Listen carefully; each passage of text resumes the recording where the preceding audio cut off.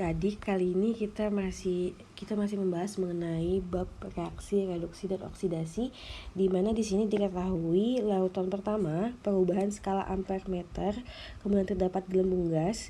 Larutan kedua tidak menunjukkan perubahan skala ampere meter, tidak terdapat gelembung gas.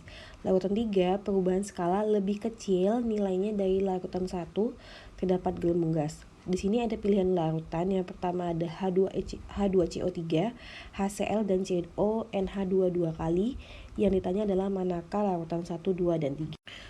Berdasarkan hasilnya, jadi larutan berdasarkan daya hantar listriknya akan dibagi menjadi 3.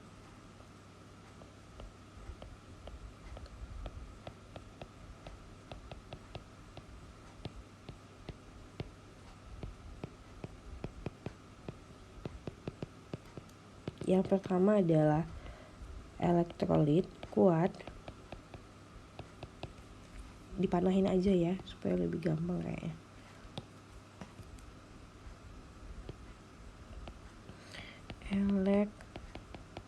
Elektrolit kuat. Yang kedua adalah elektrolit lemah.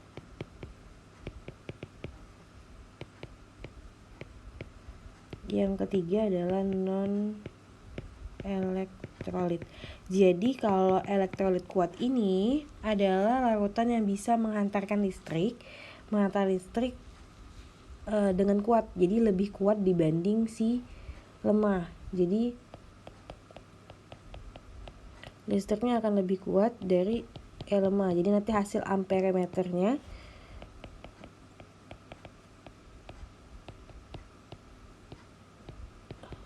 lebih kuat, lebih besar dari hasil ampere meter akan lebih kuat, akan lebih besar nilainya dari elektrolit lemah karena listriknya lebih kuat kayak gitu. Kemudian untuk contoh sebelumnya, kenapa dia hasil ampere lebih kuat, lebih besar? Karena dia alfanya sama dengan 1 atau terionisasi secara sempurna. Sedangkan elektrolit lemah ionisasinya hanya sebagian, antara 1 dengan 0.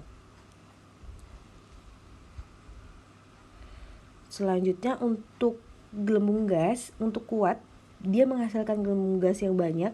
Kalau elektrolit lemah itu bisa menghasilkan banyak, bisa menghasilkan sedikit, yang penting ada gitu aja. Jadi ini gelembung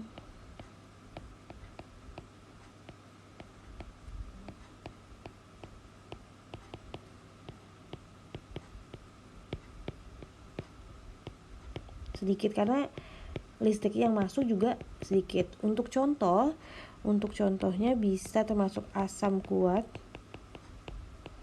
garam ini gabungan dari asam dan basa.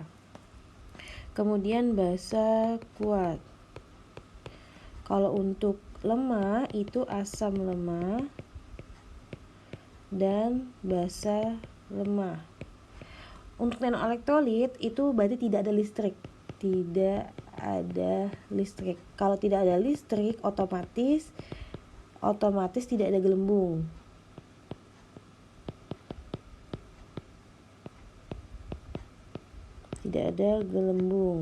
Kemudian skala pada ampere meter tidak akan berubah. Karena kenapa? Dia tidak ada listrik karena nilai alfanya sama dengan 0, tidak ada ionisasi sama sekali. Untuk contoh itu bisa urea, gula, dan alkohol. Oke. Udah, sekarang kita bahas satu persatu. Untuk larutan 1 tadi menyebutkan bahwa dia ada perubahan skala dan terdapat gelembung gas. Jadi bisa kita tulis larutan 1 dia ada listrik, berarti dia elektrolit. Asumsinya dia elektrolit kuat. Untuk larutan kedua itu tidak ada perubahan skala pada ampere meter dan tidak dapat gelembung gas, berarti dia non elektrolit. elektrolit.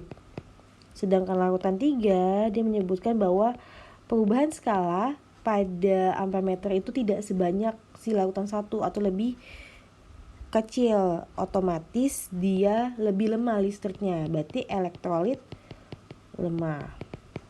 Sekarang diberikan 3 pilihan untuk larutannya. H2CO3 itu merupakan asam karbonat.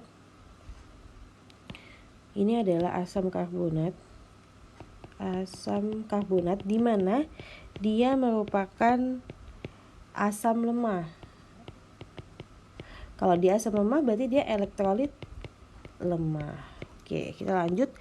Untuk HCl ini adalah asam kuat. Ini asam klorida. Berarti dia termasuk elektrolit kuat. Oke. Lanjut, yang terakhir adalah CONH2 2 kali. Ini termasuk urea. Urea itu tergolong non elektrolit. Jadi untuk urutan kekuatan asam, maksudnya elektrolit kuat akan lebih kuat dibanding elektrolit lemah, akan lebih kuat dibanding non elektrolit. Berarti di sini dapat kita simpulkan bahwa di sini kita garis bawahi ya, lemah, kuat, non elektrolit. Dari larutan 1 kita lihat kehubungannya. Jadi langsung kita simpulkan bahwa larutan 1 yang merupakan elektrolit kuat dia adalah HCl.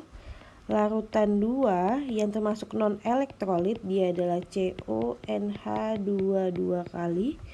Larutan 3 yang termasuk elektrolit lemah dia berarti H2CO3.